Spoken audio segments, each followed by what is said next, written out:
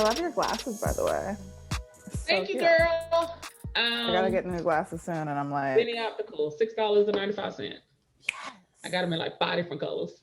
ooh, I would too. Yeah, I would have got them in everything. I you're like right. access. That's why I'm like, I gotta work real hard because I like access. Yeah, listen, okay. I'm I like, get at it this point, honest too. I've been wearing. Listen, I've been wearing our glasses since the first grade. I feel like if I gotta wear them for my whole life, they're gonna have to be a part of my outfit. It's just the way that it has You to go, gotta. and I need to be able to see all This is a things. new, yeah, I'm like not blind, but I'm like, I need to get like, I lost my glasses. I'm trying to get new ones now, and I'm just like, Hmm. so Yes, yes, I'm annoying. blind. I'm like one seeing eye dog and walking stick away from the end of it all. I'm just telling you, things are. All right, so tell me, Mecca. I'm in this. We'll do an introduction and all of the things in written form, so we won't go through all that. Read your bio and all of that. I'll share all that in the Okay. story, but I just kind of want to get the conversation going, just so we can kind of Hmm. be able to get to the meat of why we're here. So tell me, where are you from? Yeah. I'm from Roselle, New Jersey. It's a very Okay. small town. Like it's one of those towns where people are like, "Oh, you're from New Jersey?" I'm like, "Yeah." They're like, "Where?" And I'm like, "Roselle." And they're like, "I've never heard of that." And you have to name like five other places near it. It's very like drive through, very small, very quiet. Like Hmm. nothing really happens there. Yeah, yeah. I'm from South. I mean, I'm from North Carolina, and it's the same thing. Small rural town right outside of Raleigh, the capital. And people are like, "Where are you Yeah. from?" And then I tell them, I'm like, "Okay, well, do you know where Raleigh is? Have you heard of Yeah. Durham? Do you know what Chapel Hill is?" Like, yeah, that's like. So I told them, I "Do always, you I'm like, still you're live not in gonna there?" know. And they're like, tell me. I'm like, you're not gonna, why are we doing this? And then when you do find somebody that you know from there, it's like cousin. Yeah, like it's a thing. It's a whole Yeah. thing. And you're like, "Oh my God, do you know where?" Yeah, it becomes Yeah. that thing. Do you still live there? Yes, actually, I'm still living at Oh, home with my parents. Yeah, okay, girl. cool. So I can afford to Well, make these films. do you have any plans to leave New Jersey, or is I that going to want always be home? to, but for me, it's like I want to get to a certain space in my career Mhm. before I leave my parents' home because I know me being there now gives me a certain amount of access to things, like I can Mhm. afford to kind of make some risky moves at times. I can afford to like Yeah, maybe not take the job that's going to like crush my soul, that's not good for my career. And I'm yeah, like, yeah, it's my advantage, it's one of my advantages. They're not helping me of course. financially. I live in their house. And that just, I'm like, I'll take any advantage I can get. That part, I'm a black woman especially over here. I'm living like, give me up an advantage. north, especially living up north now, because I'm like, it's a thing. People are like, why don't you move to New York? I'm like, I've lived in New Jersey my whole life. Like, New York is 45 minutes away from me. I was about to I say it's a don't have train any, ride. like, I'm good. it's a train ride. And also, I do like coming home to quiet. I like when I can take that breath when I get off the train, Yeah, when it's not and like, just take a moment. I'm like, it's nice. Yeah, I went to New York for the first time in my entire life about 5 years ago, and the Oh, you moment froze. I stepped foot in Madison, in Oh, Town no. Square, I was like, "How Hello? the fuck do people live here? Like, this place is a jungle for real. Like, coming from the South, it's like, how? Like, How? we're standing in the light. It's me standing on one side of the street, one person standing on the other side of the street.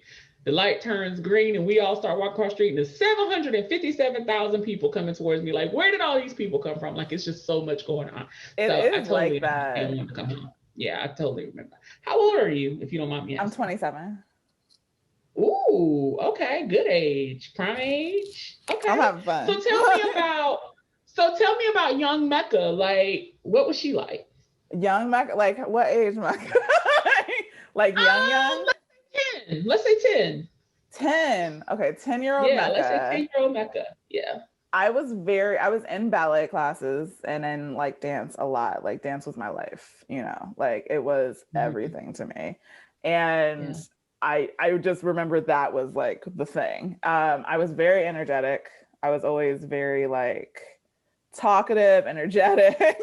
Like, I just remember dancing around the house and like just doing kicks up to here and Yeah, I think, and also 10 is when I started to get around into like film and TV really. Oh, okay. Actually, yeah. My When you say get grandmother. into it, like you started creating it, or you kind of No, no, started taking no, notice? no. No. Oh, I you started started like taking notice at that age. caring Yeah. about it and like and taking notice for real. I feel like television is just encroached into our like society. So it's hard to not take notice of it, but like I started just becoming obsessed with it. Like yeah, my grandmother passed away that year and she had all these tapes and stuff and she would record everything, you know, like anything that had to do with Black culture, just like anything that came on TV that was like Black people were it. She's like, I'm recording it, you know, because back in the day that was not, you did not see that all the time. Not at all. She was like, Not oh, at there's a movie, all. this TV show. I just remember her walls like were lined with tapes. Like I counted one day, I was like, I'm counting all your tapes, Grandma. She was like, all right, girl. Tell me how many. I had like 300 tapes. I had to stop. I was like, I'm not counting. So when you say tapes, that means Grandma had the VCR popping. This was VCR. before like, This was on before demand. DVDs. Like this is when you had to pop the tape in and push you had to record. rewind it. You had to know which part. Had to rewind through commercials. Like I remember there were certain tapes that didn't have commercials on them because she was real good with that commercial thing. Like she would stop, and then certain tapes the exact moment like, to put pause. Like she was great at it. She was like, I remember it because like I think I felt like I was with her during that time when I would watch these tapes. Like, you know, I love that. So I remember her. She would like stop right at the right moment, and it just was. It was cool seeing like what she was interested in. You know, what she gravitated towards. Because it's like, is that when your love for, I guess, the culture kind of was born in that moment through those tapes, or is that something you kind of discovered later on? I think for me, like I have a very when I'm 27, so a lot of people my age haven't seen like 227, Amen. Different. Girl, you talking? Wait a minute, hold on. You talking my generation? Okay, Grandma. Okay, Grandma raised you right. Grandma, thank you, Grandma. Grandma got you right. You, okay. Thank you, okay, thank you, Grandma. Okay. Yeah, those were. I would watch them like religiously. Like it was just they were my favorite. Like Different World is one of my favorite shows of all time. I don't like no one. For sure. The comedy on that show, the timing. Yes. Genius. Yes. Genius. We talked about that. Remember? Yeah. Debbie Allen is gold. Like Debbie Allen, she knows what she's doing at all times. I trust her. If I met that woman, I'd be like, I trust you with my life. I know I've never met you like in person. I trust you with my life. The shy sisters. Everything. Everything. So when did things take a turn? When did you decide I don't want to necessarily watch TV or watch movies or watch films? I want to create them. So I was an actor before I started making stuff. You know, I was doing theater, and I had stopped dance when I like got into high school because dance is expensive.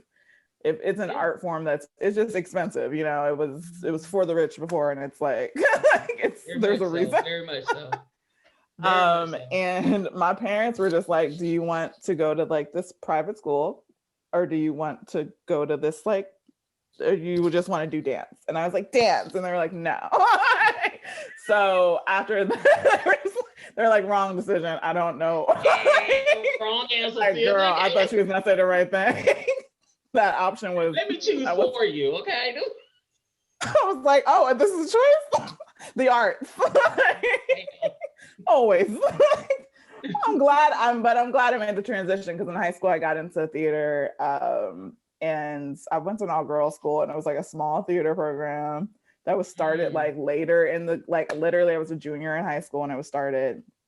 And my principal told me to go audition because he was like, we need more people. And I just got really into acting, and I was just like, I feel like I had a knack for it. And that led me to, you know, I didn't go to a conservatory or college or anything for it because of financial reasons, but of course I still pursued it, you know, and I got into a theater company, and I met a person who was another Black girl in the theater company. And while rehearsing a scene one day, we got into so many conversations. I was like, I'm sick of auditioning for parts I don't even really want, that are nothing like me, are nothing like anyone I know. And I'm like, I know it's not going to go to me because it's going to go to some mixed, ambiguous girl who looks nothing like me. And I was like, I'm here for the Yara Shahidis, I'm here for Zendaya. But I couldn't name 10 actresses in my age range that were Black and that were stars and that were like getting role after role. Like, meanwhile, if I go to my counterparts, my like white actresses, I can name a billion of them. Yeah. That's when they start popping off, you know? For Black actresses, they usually start popping off like late 30s. And I'm just like, so I got to wait until I'm in my late 30s to like be in something I care about. Yeah. I don't want to do that. And that's unfair. That's so unfair. That's true. And it's so unfair. And it's so interesting because I think about like the conversation that, you know, Janet Hubert Whitley had with Will Smith when they did the reunion for Fresh Prince. And she was talking about how basically she worked so hard to get to the point that she was because nobody wanted the dark skinned girl in their shows. And don't even think about a lead. Like, yeah, like you're lucky to get an extra role. Like, get over here, drink this coffee on off screen, and be done with it's it. like you don't want to be his secretary. You don't want to be the main. Yeah. You don't want to do that. And like it's sad, but it's true. And like think about Janet Hubert. She was magic on that show.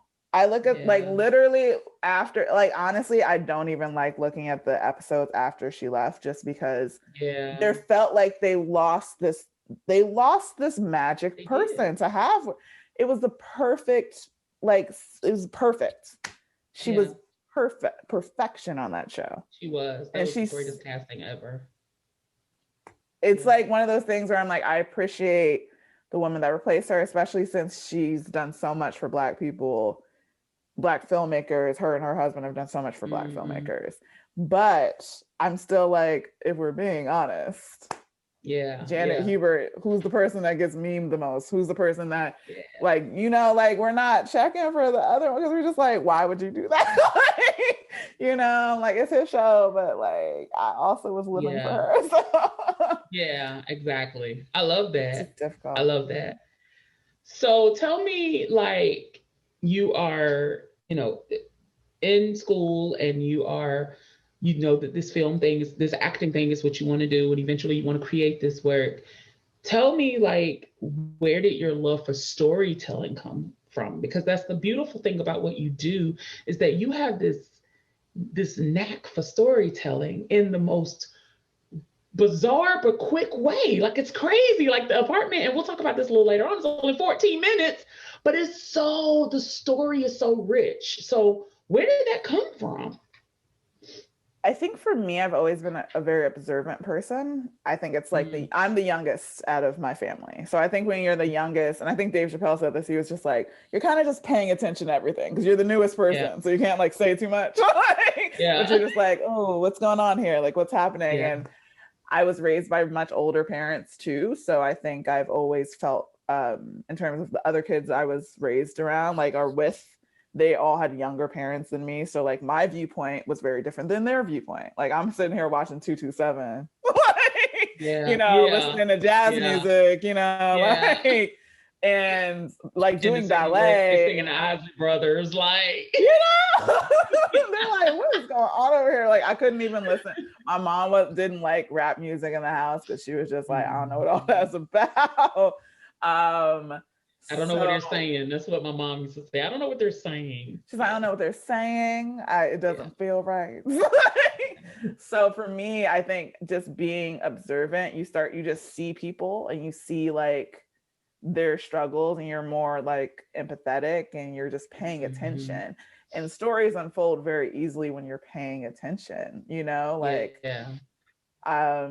who said, there was an author, the author that wrote On the Road, I forgot his name, but he said he was like, I was always behind everyone, you know, like just look like paying attention, you know, observing, you know, and that's how I've always been. I've always felt like not outsider, but like an outsider looking in. Yeah. Which I think is perfect for like a director, which I'm just now getting to that point, you know, but it clicked, you know, I was like, ooh, directing. I never thought I could do that. And then I did it and I was like, oh, yeah. This is it. Okay, this is the thing, you know? So I think it's just that. Yeah. You know, just paying attention to people and loving movies and loving film. Like I'll watch anything. I have an appreciation for soap operas. I have appreciation for TikToks in a way where I'm like, everything's a genre to me. And I think everything can be appreciated. And when you start paying attention to different things, you take in different things, like you can tell so many stories through that. Yeah. Because there's so much more to pull from. I love that. The diet's got to be rich. Yes, I love that. And it's so interesting because I think that in a society where the attention span is so short, right? It's like you have to learn how to tell the story in the quickest way possible. Like that's why I think TikTok is so popular. You have 15 seconds to get from A to Z, like literally. And so it's like we don't have time to tarry. You know, back in the day, I remember like we used to have those week-long mini series that would come on like an hour each. Like we don't have those anymore. It's like it's over. Point. It's like a minute. Oh no, keep going. No, you go ahead. I mean, no. I wanted to hear your question. No, I was just gonna say, like, is that kind of what your formula is? Like your formula for kind of creating what you do? Because even with like Crush, and we'll talk about that in a minute. With that, like, even with Crush and things of that nature, it's like the stories that are being told, even in the editing, it's like in a very like it moves in a fluid, but almost in like a taking you through this journey in the quickest way possible. I guess does that make sense? I think it's always in the back of my mind because I have an appreciation for things that were made a lot back in the day. So the storytelling's different now. You have no time whatsoever to waste on screen. Like you can't have luxurious first scenes that are just someone walking around. You can't have scenes that are too quiet until you get to a certain point of direction. Like Quentin Tarantino couldn't have made the How to Make It, the Hollywood movie he made with I always forget names, it's so bad. But he couldn't have made the one with John Travolta. Margot Robbie and I am blanking. Margot Robbie, who is she? What is it? The Hateful Eight? No. I'm gonna look it up really quick. I'm so sorry. Because I will get. It's okay. I gotta know this. People are gonna be mad at me. Not Kill Bill. Not Kill Bill. Because it's a slow moving film, but I don't think he could have made it. I should have known this. Once Upon a Time in Hollywood. That I don't know why that's in my mind. There's just a lot of Hollywood movies, but he couldn't have. That movie is like a 3-hour long movie. And it's just a day in Hollywood. He could not have made that movie as his first movie. He wouldn't be Quentin Tarantino now. Like people wouldn't have paid attention to him because no one cared who Quentin Tarantino was when he made his first movie. That's why your first movie has to be like up. And I think that's how it has to be just now in general. Like TikTok is a great example. I think TikTok creators are geniuses. You can do something in 15 seconds. I can watch TikTok for hours.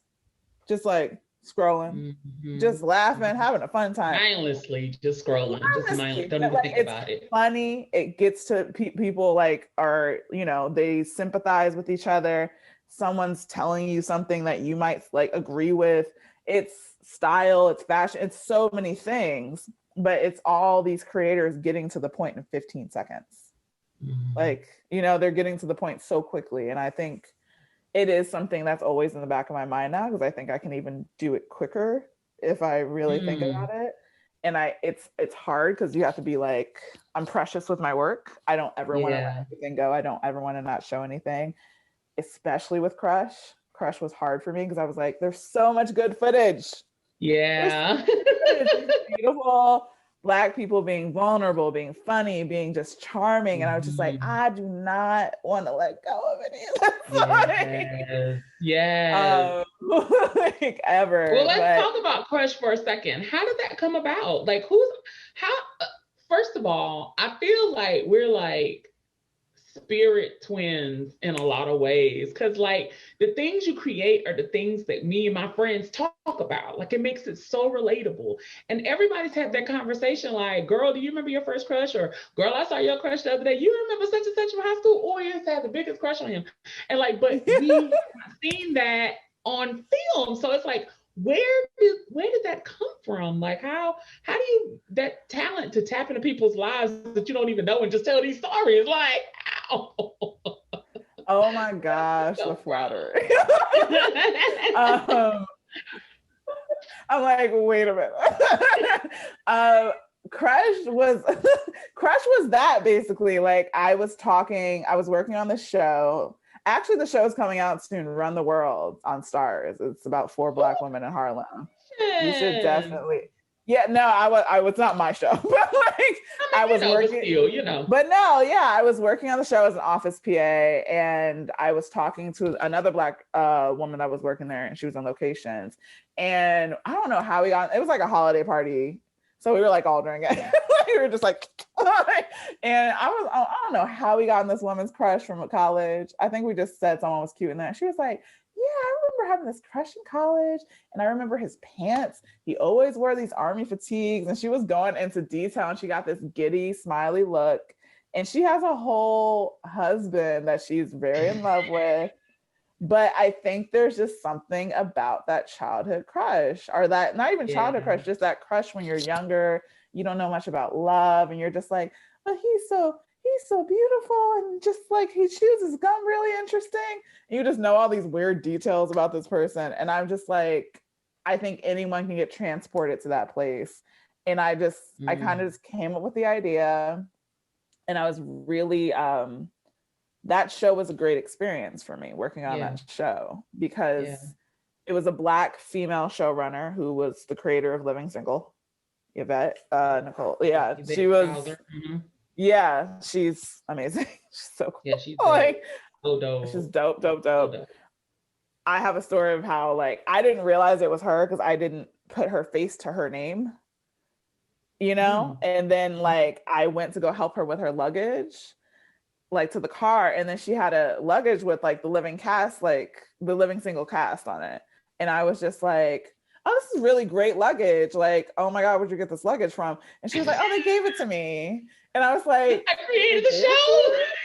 And then she was like, I was like, they gave it, like, you worked on the show? She was like, no, I created it. And I was like, OMG. And it's one of those things, like when you're a PA or when you're anyone on set, you're not supposed to like have a reaction. Like you're just not, like you're not supposed to be like, give me a picture, do this. Like that's unprofessional. But in that moment, I couldn't help but have a reaction, because I knew when I put the name with the face, I knew everything she had worked on. And I was just like, I think I just was like, thank you for the culture. Like, thank you. Because what else can you say? You cannot leave her presence and not at least say that. Like literally just like, I was just like, what you're not gonna do. I was like, that's real. Thank you. I don't watch Friends because they stole your stuff. Facts. Big facts. I was just, it was emotional, and like people, it's because we had like, there's people that I was just like, oh my God, it's like, thank you. Like it was, how else could you not, like, I was just emotional because it was one of those things where I'm in the room with a person who influenced me directly. The work that I want to make is very much like the work she makes, where she shows Black people living their best lives, giddy, happy, and just like being cared for in a world full of grace and humor, and that's the stuff I want to make. And I just was just like, so I was inspired by meeting her. I was inspired by that experience. I was inspired by that show being created, and seeing her going from this young woman who created this show, who honestly, they didn't treat her the best. They didn't get the best, like, studio or anything. And she's in this beautiful office in Greenpoint, and she's like paved the point for this new writer, not a new writer, she's worked on multiple things, to have this great show. And I was just like, this is amazing. I was so thankful in that moment, where I was just like, I love that. There's certain moments where you're like, wow, like, God really did that. Like, I'm Yeah, like, yeah, yeah, yeah, yeah, yeah. And it's so funny because, we see the memes like, she walked she walked so I can run and all the things, but to actually be in that moment and be able to say thank you to the person who paved the way, like that's a different type of energy. Like that's way, way different. I went downstairs because I was like, the moment was over and I knew I wasn't gonna cry in front of her. But I went downstairs with her luggage. I'm a thug. I'm a G. And I waited by the door because I knew she was gonna take a few more minutes. I had a couple tears go down. I was like, wow. Oh, wow. And I just like, I put her luggage in. She was like, oh, you're so cute. Just like hugged me. I was like, come here, little tink. Let me. So like, how can you not be inspired? Like, how can you not take that as a sign to like say, fuck it, I'm running with this. Like I'm like, if I have an idea, I was at this beautiful place of like mentally just being at the place of trusting my ideas and just going with them. So I'm like, I have a conversation with a girl about a crush and I have an idea for a show about crush. Guess what? I'm gonna make a show about crushes. Let's do it. For the people. Why not? I love that. Why not? I love that. So let's talk about the apartment. We mentioned it a few times in this conversation. I mean, listen, how did that come about? Like, that's another story. Yeah, like how do we even get there? Like, oh my God, tell the story of how that beautiful, beautiful piece of artwork was created. My friend, who I'm actually in the apartment now. This is my friend's apartment. Okay. Yeah, this is not my apartment. At the time, she had like basically gotten this space because the people moved out, and like I think she was low-key waiting for it to open up. So she said, she was like, we have to create something, and we like she left it empty because we're all like filmmakers, all of my friends. And I had been quarantining in Jersey. I hadn't been in New York in months. Like we were editing the Crush series during quarantine and putting out as much as we could. And it was just an exciting moment to be like, okay, I'm going to go quarantine with my friends who are filmmakers and I'm going to go create some stuff. And she was like, you have to write something. And then I wrote the apartment. I don't think she thought it was going to be like, I think it was supposed to be a small thing. And then I just was feeling led, I was like, this feels like a story I want to tell. I knew I wanted to tell a story of like a couple. I knew just because of quarantine issues, I didn't want it to be a big cast. I was like 2 people. Yeah. I didn't want to have to do anything crazy with the set deck or anything. So I was just like, let's do it like they're moving into the apartment. I was like, so you wrote it, you directed, you produced it. And I started it. And you starred in it. I'll never do that again. I'll never. Why? Because it's you're operating 4 different brains. And you're actively aware, like you can't operate 100% on 4 different brains. That's not how, you don't have 4 different brains. It's 1 brain. Yeah. So I knew like little mistakes I was making as I was going along. You just can't pay attention as much as you would like to. So I think for me, I would prefer just direct for a while. Like I love acting. I like writing. I'm trying to get more into writing. Yeah. Because it's a skill set and you have to like develop it more and more. For sure. Producing is something I do more so out of necessity, but at this point, like it is just what it is because I have a production house. So like, what am I doing? I'm like, I can't say I don't love producing. But yeah, I was just firmly aware of the different ways I was like messing up at times. And I was just like, darn, I should have caught that. I would have caught that if I wasn't doing these other things. Yeah. And there were little things where like, it's not a big deal, but it also was like, I would have caught that if I wasn't. But I think those quirks are sometimes what makes it, because I think that's the thing about it is that it was so raw. Like it didn't even feel scripted. It really felt like there were 2 people who were having the first day of them living in their apartment, And then the last day of living in their apartment, like it was literally like you took us on a journey, but it was like literally the chemistry was so natural.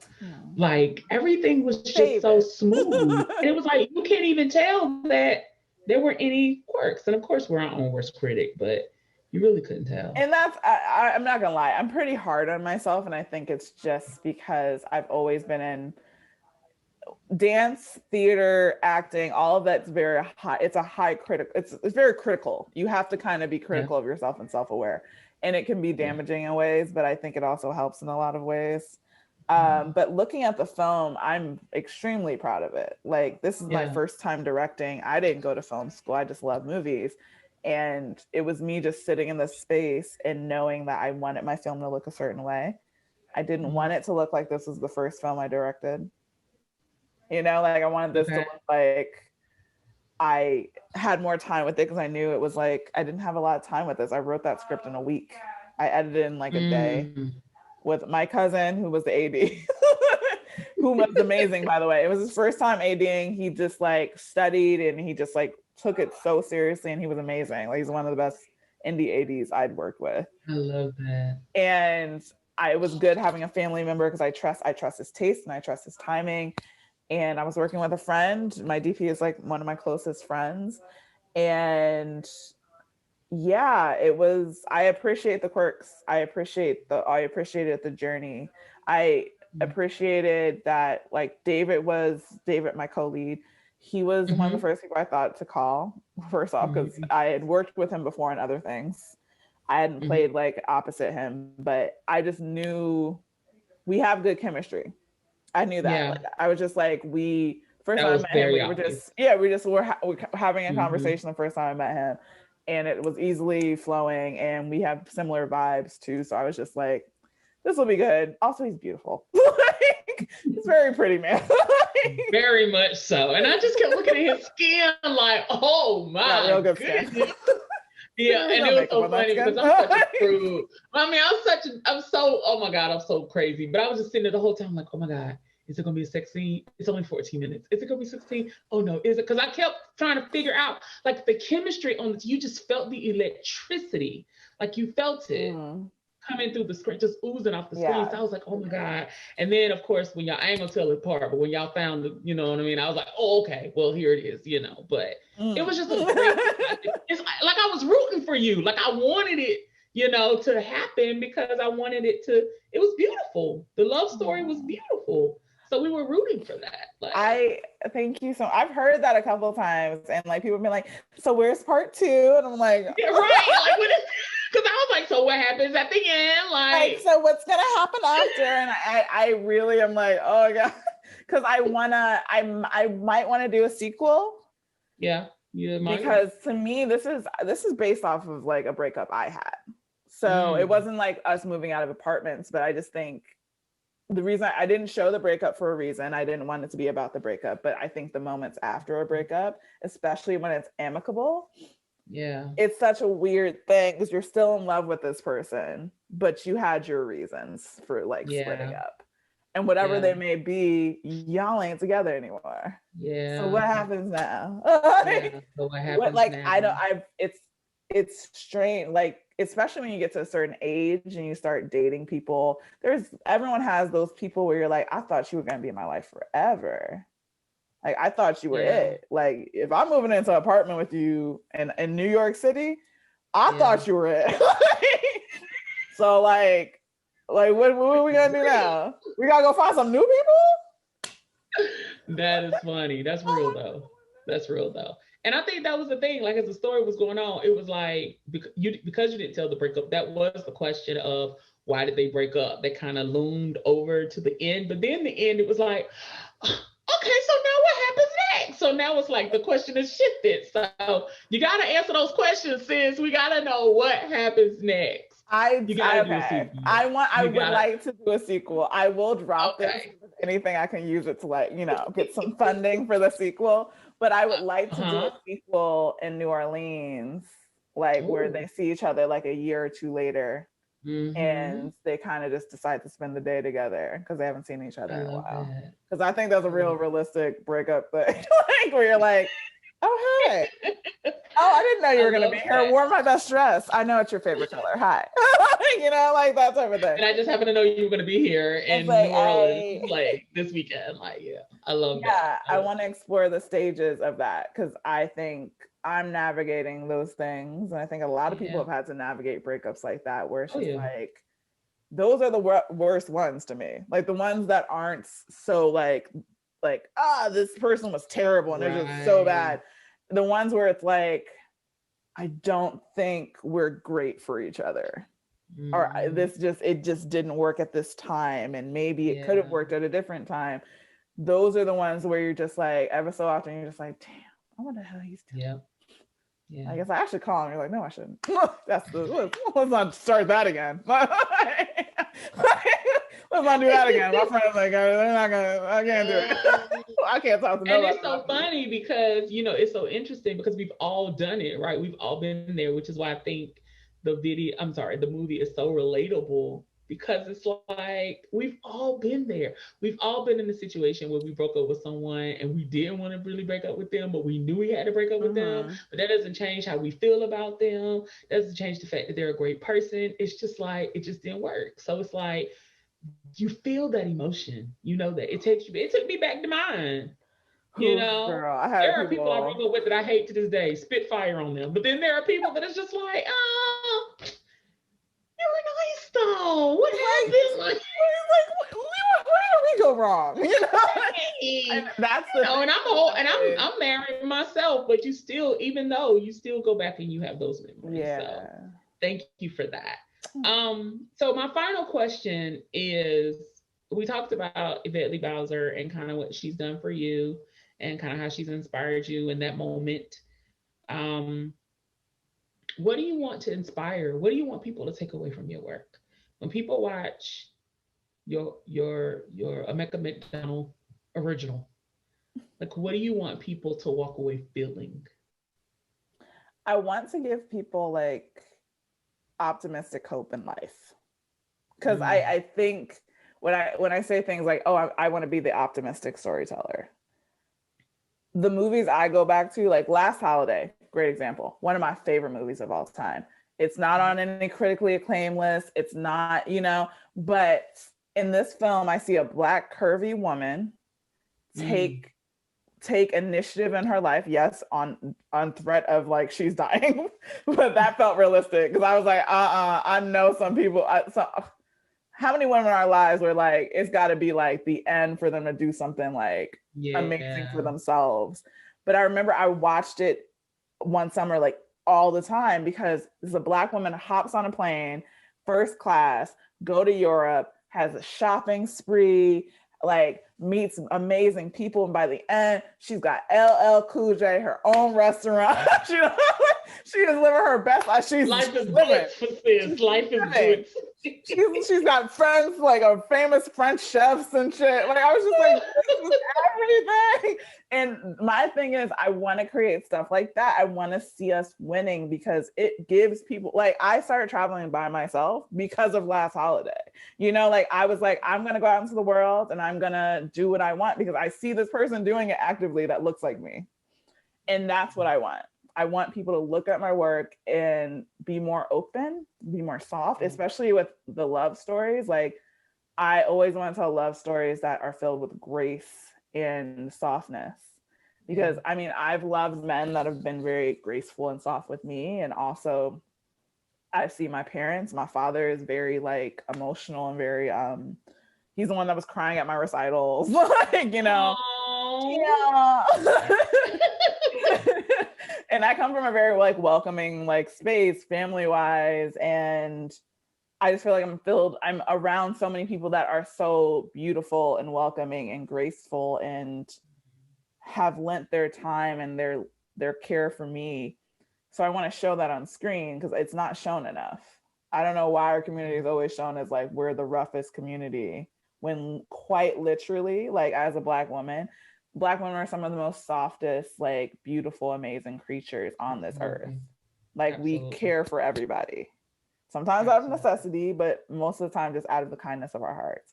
And I want to see that Like, I want to see us being chased by men. I want to see more movies where the person just comes back to say, I love you. Yeah. Yeah. Because it happens. Like, why are we acting like this doesn't happen? It's the thing, especially for us. Like, all our love doesn't have to be struggle love. We can have beautiful love stories. We can have situations where, you know, I don't want to say traumatic, but hard things happen and we come back from that. Like, we have that fight in us. Like, we want to see those things. It doesn't always have to be this monumental, disastrous situation. Yeah. But that goes back to representation. That goes back to representation, because you didn't realize that it was possible for you to be able to jump on a plane and travel by yourself as a curvy woman and live the life you want until you actually saw it. Exactly. So that goes back to representation. Yeah. It's, people don't realize how important it is. Like, and I just think it's a necessity at this point.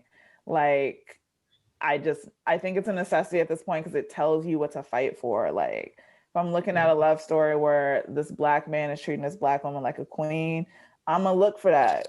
I'm be like, why am I not getting that? Yeah. Yeah. You know, and we didn't have that enough. Like, I look at some of our classic love stories, right? And I'm just like, my mom, great example. My mom loves Disappearing Acts. Woo! And I'm just like, she loves that movie. Me and my dad make fun of her for it because I'm like, Mom, this is toxic. My dad's like, this is so bad. He's so mean. This is so toxic, Mom. When he smashed the piano he bought her. But there's so many people that love that movie. Yeah. There's so many that love, even Love and Basketball. Let's look at Love and Basketball. So we had that conversation offline, because we talked about Love and Basketball when it first came out on Netflix. Like, this shit was toxic. This was not a. It's hard to realize it because, like, it's so toxic. It feels realistic to a lot of people's situations, because I feel like I know so many people that have gone through that, especially when someone's in college, especially when guys are like younger. They don't know how to act, they don't know how to deal with their emotions and shit. So that feels realistic. But, like, also simply put, like, I'm saying this is one of our best love stories. I'm looking at them like, they don't even spend most of the movie together. Yeah, it's the love story because it ain't your love story. But if somebody came to your man the day before he got married and was like, I love you and I'm gonna play for your heart, Tyra Banks. I was so mad for her. I was like, Tyra Banks is sitting here in her two-piece suits looking like a Barbie doll, so nice to this man. And then she wakes up the next morning, she don't got a fiance. That's messed up. Horrible. I was like, can we not steal other Black women's people in the movies? It don't gotta be like this. He can just be independent of himself. I want to see Black men fighting for Black women. I love that. Period. Thank you so much for sharing your story. Thank you for your time. I appreciate you. I love your work. Please continue to do what you're doing. I'm trying, girl. Fight for us. Continue to tell our stories. And continue to just show us possibility. Like, I feel like that's what your aesthetic, that's what your purpose is. It's just continue to show us kind of who it is that we are and who we're supposed to be. I appreciate you. Thank you, sis. Oh, thank you. I love you too. Thank you for, like, having me. This has been lovely. Honestly, I appreciate it. You create such a loving space. It just makes me want to be like, I'm like, girl, we can talk. What you want to do? I can talk all night. Listen, don't play with me. I was like, let me cut this off because we'll go all night. Thank you. Because I don't know if we need B-roll. Okay. Social media. I don't know if that. Sometimes it's good to just have extra. So I'm gonna just act like this is the thing. But so my first question I want to ask you is, what do you feel like in your experience are some of the challenges that Black independent filmmakers are facing, like, right now? Like, if someone is aspiring to get into the industry, like, what are some of the challenges that they may run up against? It's harder now because of COVID, very honestly. Just because I've had people be like, oh, can you get me in, like, as PA for this and this and that? And I'm just like, there's less jobs available because of COVID. Like, there's still shooting going on. You can get a job, but there's just less jobs available. So people are looking out for their people, you know, like, that's how the film industry is. Like, it's nepotism 101. Like, if you have a good network, you will get work. Like, you know, like I have a good network. So I've luckily been employed since, like, August, but that's great. Yeah, thank God. Also, I'm so tired though. I'm so happy that the show is wrapping. I'm so tired all the time. I was like, girl, help me. But I do think it's that, like, when it's just trickle down effect, right? It's hard for us in the industry anyway to get jobs just because of representation. So, people hire who they know, and they hire people that are like them at the end of the day. Like, that's how everyone hires. Like, Black people hire other Black people, hopefully. Like, I'm gonna get all Black. Like, if someone asks me for a recommendation, it's gonna be all Black people. Like, Absolutely. but Absolutely, for sure. So that's something that's difficult. Also, simply put, like, just making a project at an indie level, like The Apartment was an anomaly. Like, I'm happy it got made. I'm happy that we did it. But all these things just lined up perfectly. But now that we're looking towards the future, it's like, now you have to be COVID compliant, which costs more money. Like, and now you have to, let's say, crowdfunding. People don't have money. They don't have any money. So if you're crowdfunding, like, where are you getting money from? So to me, that's the thing that's really difficult, just the money aspect, and just literally creating things because of COVID, because of the money aspect. Like, you got, like, my thing is, the thing that I do think that is good during this time is, like, I'm having to be more innovative, like, which, as a Black person, like, that's just our life. But, like, absolutely.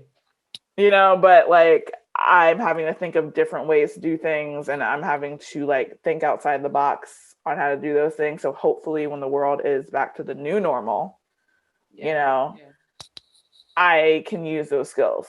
But I do feel bad for people that are just coming into the industry, because I don't know if they're going to survive, very honestly. Because it's just like, you have to find work. And if you have no resume, how are you going to find work besides, like, someone throwing you a bone, which is hard because everyone's looking for work. Like, so many film people are out of work right now. So I'm hoping this gets better soon, because I don't want there to be, like, the next, like, generation of talent, or the next person that's like, I really want to get into this, and they don't have a network. Like, I didn't go to school, so I don't have a built-in network. I had to build my network by working, like, talking to everyone on set. And that's more difficult now. Like, so I don't know. Well, it's a thing. I mean, it's a challenge over all industries, of course, but most importantly, it's one of those things where it's just like anything else. You just got to want to work for it. You got to be, like you said, creative and innovative. Get in there the best way you can. Best way you can. Like, for me, I'm like, when I was first starting freelancing, I emailed every person for every job. I was just like, hey, I have this experience. I would really love to work with you. You know what I mean? I look at my old, like, send emails. I was emailing all day long. Like, I was jumping on group. I was jumping in chats being like, I know you're not looking for this, but, like, if you are, like, anything, because I knew it would lead to more things, and I think that's just how it has to be. Like, you can't be, like, shy or nervous or, like, I'm so scared. Like, no, because there's someone that's not scared and more mediocre than you that's gonna get the job. Facts. They're usually. That's what I always say. For Christmas, I want the audacity of a mediocre white man. Like, that's what I want for Christmas. I would be a studio head by now. Like, I think about it. Like, if I could, like, I think about it all the time. I'm just like, if I could have that confidence. Like, my goodness. As a Black, curvy woman, what types of stereotypes or obstacles have you had to break through in your career? I was going there with the question, sis, because from one curvy girl to the next, you already know. So it's like, talk about it. Talk about it. I think other people's perception of me is something that's always bothered me. Like, I know who I am like, people are always surprised by things I do. People are always surprised by the life I live. And I just hate that I don't have, let me rephrase this. This is how I'm going to start this. The Parkers recently came on Netflix. I love Monique. I loved The Parkers growing up, but watching it as an adult curvy woman who has confidence in herself and knows that, like, some things aren't right, it's very difficult. It's very difficult because there's so many fat jokes. There's so many, like Professor Ogilvy makes it seem like she's this wildebeest that's like chasing him. And that was a lot of our representation. Like, if you're a curvy Black woman, unless you were Queen Latifah, basically, Queen Latifah was the only one that was really doing it for us. Queen Latifah and Jill Scott, but Queen Latifah mainly. I can watch Just Right a million times. Last Holiday a million times. So I'm like, it's the only time I really get to see a curvy Black girl that doesn't get her weight mentioned about her 50 times. It's not this thing where it's like, I think I'm so ugly. I'm like, no, I don't think I'm ugly. I'm real pretty, actually. And I'm doing just quite all right. I'm real curvy. I'm a Black woman. I've never been made to feel bad about my body by a Black man. Yeah. That doesn't even happen. So I'm like, why aren't there more stories where we're the lead love character? Like, why aren't there more of that? I don't understand. Like, why am I getting casting calls for like your sassy best friend, which sounds like it's just a joke at this point, but I'm like, that is the call you get. Or like, and she's always the funny one. Like, we can't always the funny one. Black friend who has great sound advice, who just shows up and just who we are. We just always have to be the silly one, the silly one, the vulgar one, the man crazy one, the like. It's never ending. I'm like, this is not my life. I don't understand. Like, I'm just like, I'm not seeing it. I'm not seeing it. Like, I'm like, the confidence from curvy Black woman is not being represented properly on screen to me. Like, and I want to see us being treated as like ladies. Not like, oh, homeboys, or like not like second choices, or not like, oh, I'm just gonna, mess around with her, but like fully formed human beings. Because like I had confidence issues growing up because of what I saw on TV. And I didn't realize that until I was doing better in that arena. But when you're told that like you're not desirable, when you're told that you're just supposed to be funny and that's your role, you play into that naturally. Like it's a subconscious thing because it's just information that's going into your brain. And it took me years to get out of that, like years to get over the confidence thing, And I don't want the next generation of curvy Black girls to have to do that. Which I think is getting better. At the same time, don't have to over sexualize yourself to get the attention you need either. Because I think in a show that does this really well with a curvy woman is Euphoria. I think that to me, that is the most realistic portrayal of my journey as a curvy woman. Like, where she kind of just like is very like this, and you don't really notice her, and she's very insecure. And then she realizes that, oh, men find me attractive. I'm gonna start using this as a weapon. like I'm gonna start just hanging around with the thing. It could be a thing. Okay, girl. It could be a thing, bro. I didn't know. I didn't know this. I'm new here. Show me around. And then realizing that it's more than that, and that you can have what everyone else has, and it's not this separate thing, and like kind of getting over like media's perception that has been plagued on women for forever. Not just curvy girls, but any girl that's not, a skinny blonde girl, essentially. Absolutely. So and it's so crazy because you say that, and it just brings to my remembrance how that's a message that has always been preached to curvy Black women, but at the same time, it hasn't really been preached to guys. Because if you think about like the nutty professor, Sherman Klump was a big guy who got the pretty girl. Like, you know what I mean? And so like, even in its own way, there was still these plays on the size thing and the jokes and all the things. But at the same time, it showed him in a way winning that I don't think sometimes was really shown for us.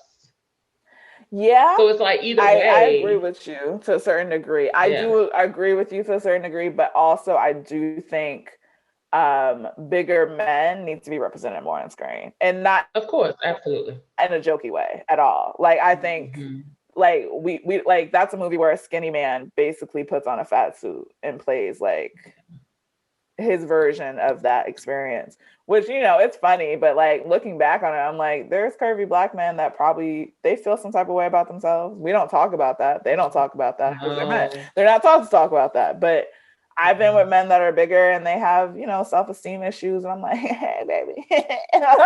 and like, you know, like, so it's kind of similar where they're like, you know, it's easier for them because I don't think women are, you know, I just think it's different, just like those experiences. Yeah. But it's still the same thing where I'm like, we just need more body representation on screen in general. Like, because that's something I was very cognizant of. Like, I had someone I was seeing at the time see the movie, and he was like, oh, you like guys like this in your movie? And I was like, I like all types of guys. I was like, I like you, I like I got different types. But it was a moment, you know, it was a moment of like insecurity for him. He was joking about it, but I could tell he was low-key thinking about it. And I was just like, yeah, I'm sure. Now I'm like, okay, so like next movie I cast, I need to have more representation body-wise for like, you know, these characters. Just is what it is. Like, why are we telling this lie that everyone looks like six-pack, perfect athleticism? Like, no, there's different bodies. Like, or every woman is supposed to have a strip of booty with a small waist. I'm like, not with me. I don't have no type of butt. No. I wish someone would tell me to do squats right now. I don't have no type of butt. I'm not doing no squats. I wish someone would tell me to do squats right now. I hate you so much. They're like, eat some yams and do some squats, collard greens. I'm like, nothing's going to happen. That don't even work. I've been eating yams my whole damn life. And they went here. They didn't go here. They went here. You know, like, I'm like, I have big boobs. They did not go here. Like, so the yams don't work. Don't let them lie to you. The yams Tia Tamara. I am not doing this with you. So I'm just like, I need more representation on screen, because my thing is, this is an American problem. Like, it's a problem with other places, but if you look at like TV in London, there's real looking people on TV, and that helps, because our issue is the issue of perfection, of not even perfection, but like someone else's definition of perfection.